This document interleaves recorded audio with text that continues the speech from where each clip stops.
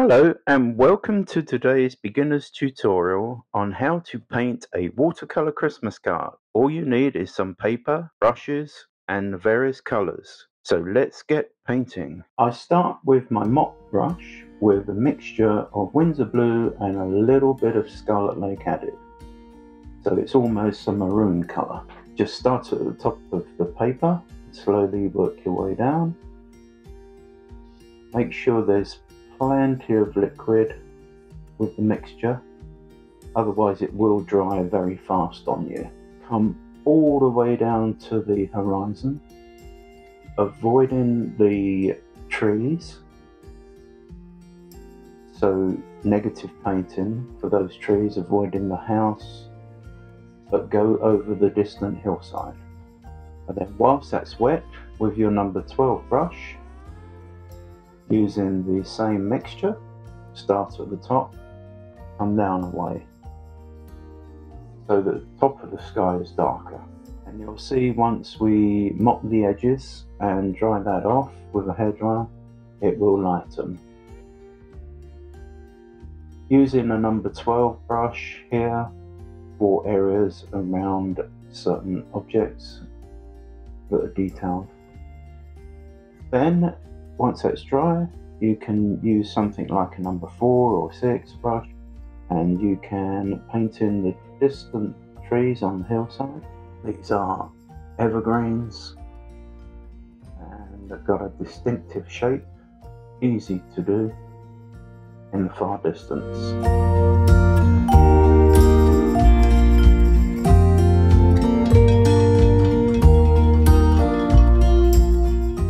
Smaller as I go further down. Then with a blue mixture of Windsor blue,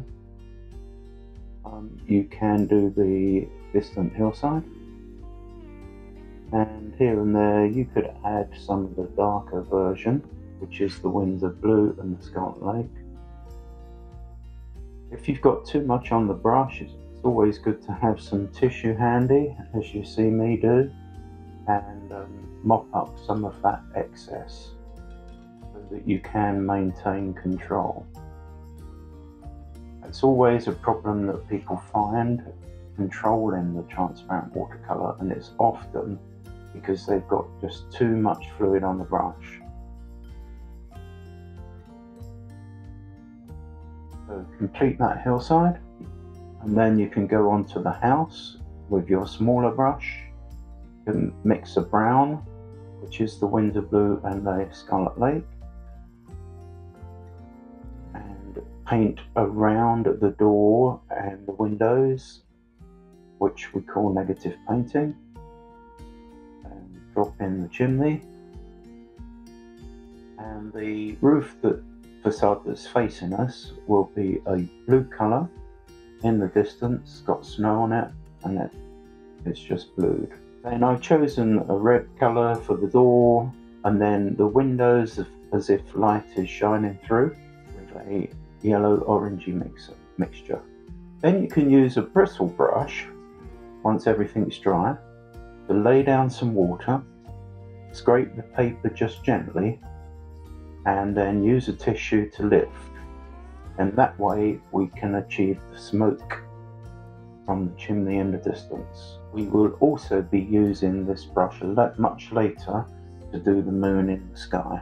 Then your smaller brush again, you can start painting in the trees, and please remember to like and subscribe because everything's free and will notify you of future videos when they're uploaded. So use your scraping technique, side of the brush, scrape down, taking advantage of the texture of this paper, 300-pound Arches rough.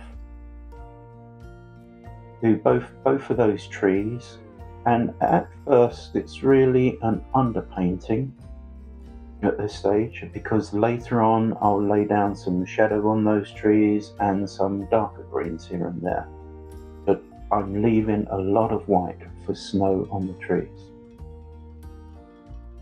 That is the English style of watercolor painting, where the white of the paper is used for your whites instead of an opaque color like a Chinese white or gouache This is more natural because the whites don't then jump out at you and they don't come too obvious. So you'll build those up carefully as possible, and then eventually you'll do the ones on the left hand side.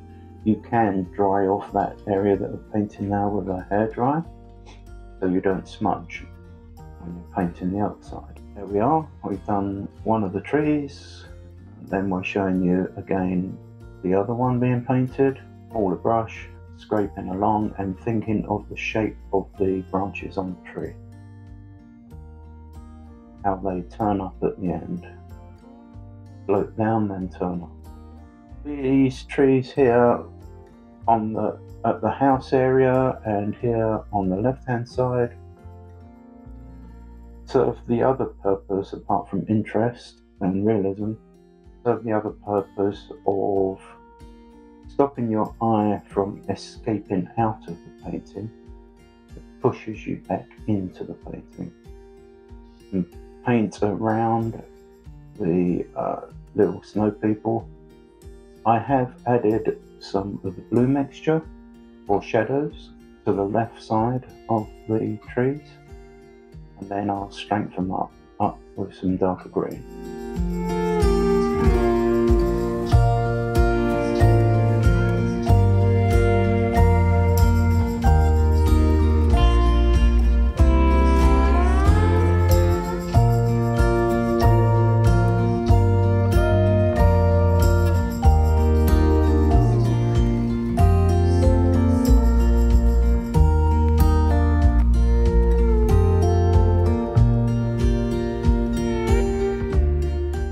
For the little snow family, I've got some Scarlet Lake for the carrot type noses, and then the dark mixture for eyes and buttons, brown mixture for the snowman's hat.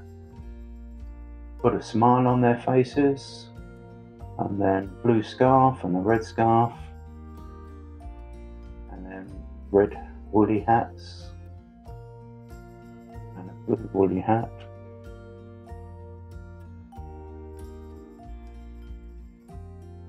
And on the left side again, I've indicated some shadow area for the snow family, and a little bit of the shadowy colour on the ground to anchor them. And then the easy part for the snow in the foreground, scraping technique. Use your number 12 brush and scrape along to indicate shadows in the snow. This is a very effective way of achieving snow using the whitened paper again, and you'll be using your Windsor Blue mix and your mix of Windsor Blue and Scarlet Lake, so you have a variation of shadows on the snow. Now I mentioned for the moon, just a slither of the moon, we're using a bristle brush for oil painting that has been cut down, and that enables me to scrape gently on the paper with clear water and then use a tissue to take that pigment off. Now for stars and falling snow, you can use a little tip of a blade to pick out stars, exposing the white of the paper here and there. And you can use chalk for both, either for stars or for falling snow. Once again, not using any opaque white.